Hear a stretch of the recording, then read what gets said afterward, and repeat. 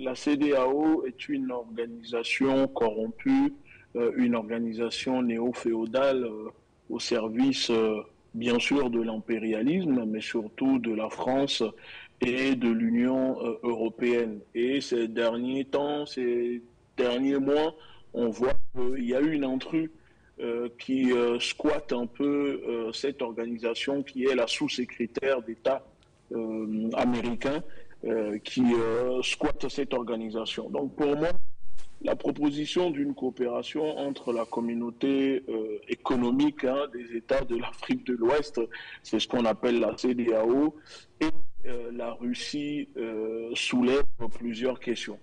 Euh, vous savez, je reste un peu méfiant et je dis que ça soulève plusieurs questions et surtout plusieurs analyses. Parce que vous savez, tout d'abord, si on regarde bien cette proposition que vient de balancer le président de la commission de cette organisation, on peut percevoir que la CEDEAO, qui est de base une organisation régionale, parce qu'il faut le rappeler aux téléspectateurs qui nous regardent, que la CEDEAO, qui est une organisation régionale de base composée de 15 pays, se retrouve ces derniers temps dans une situation inconfortable.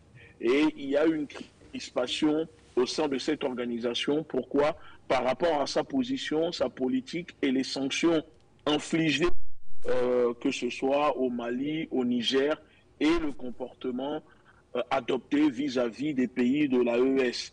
Et récemment, on apprend que les pays de l'AES ont décidé tout simplement de se retirer de cette organisation corrompue qui n'apporte rien, qui n'arrange pas les affaires, que ce soit politiques, économiques, de ces pays membres. Donc l'annonce du retrait des pays de l'AES, qui sont les pays, il faut quand même le rappeler, fondateurs de l'organisation de la CEDEAO, qui est le Mali, le Niger, etc., a donné un vent de panique de cette organisation et cela crée un peu une division aussi parmi les vassaux qui siègent au sein de cette organisation. Et on l'a vu après l'annonce des pays de se retirer de la CEDEAO.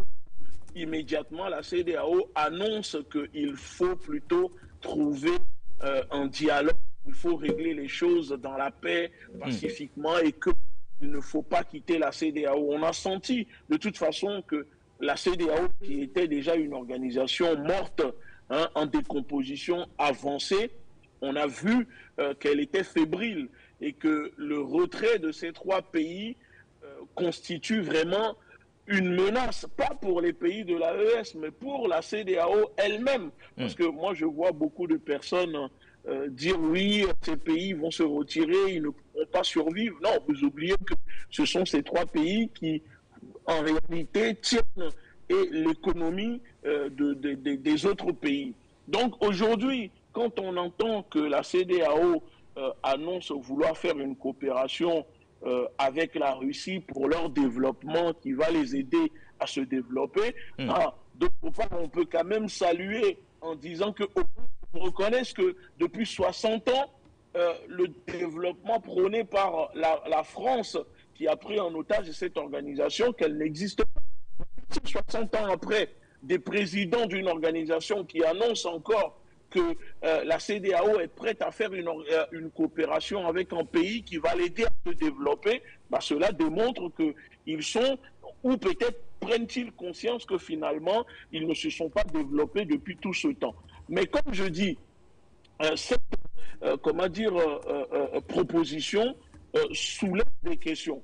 Parce qu'aujourd'hui, on sait qu'il y a hostilité vis-à-vis de certains dirigeants de la CEDEAO à l'égard de la coopération que mènent les pays de l'AES avec la Russie, puisque ces pays qui sont hostiles sont aujourd'hui directement financés, alimentés par les États-Unis. Donc si la CEDEAO décide de mettre une coopération en place avec la Russie, c'est une façon aussi peut-être d'aller captiver cette population africaine qui réclame et exige une coopération avec la Russie. Et peut-être que la CEDEAO décide de diversifier ses relations pour ne plus dépendre uniquement seulement de la France ou des États-Unis depuis 60 ans, où on voit ce que ça donne comme résultat. Mais moi, je dirais plutôt que la CEDEAO cherche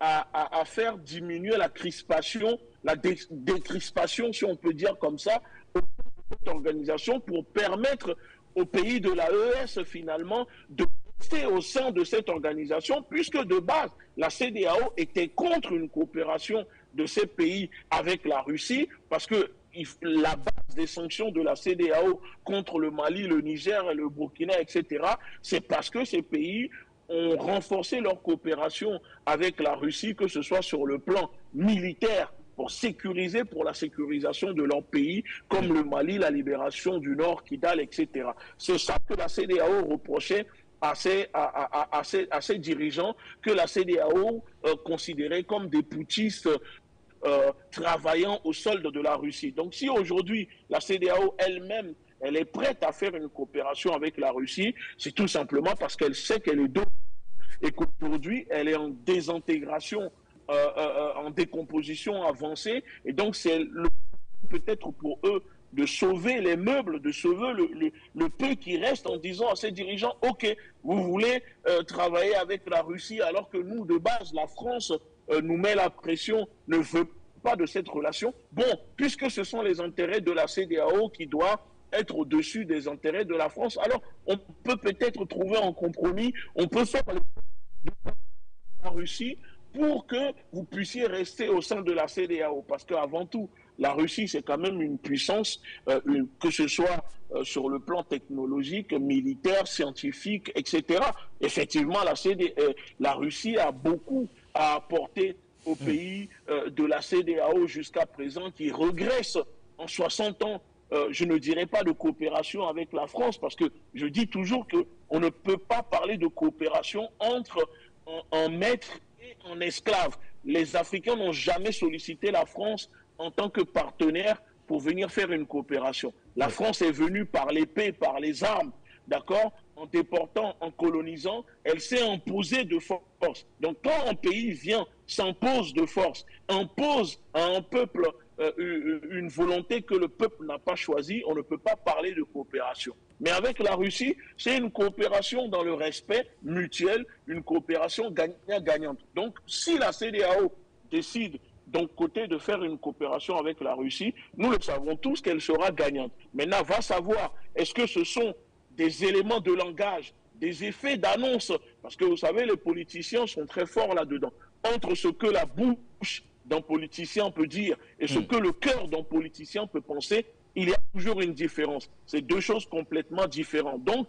moi, je dirais que la CEDEAO peut faire ses annonces pour épater un peu les populations africaines. Cette communauté panafricaine aujourd'hui se vend panafricain qui souffre un peu sur l'Afrique, puisque n'importe qui aujourd'hui, pour essayer de manipuler l'émotion et l'opinion des Africains, se déclare panafricaniste ou font des déclarations panafricaines. Donc nous devons rester prudents dans ce sens. C'est ce que je peux dire là pour le moment, pour commencer. Il y a clairement une différence entre ce que la bouche d'un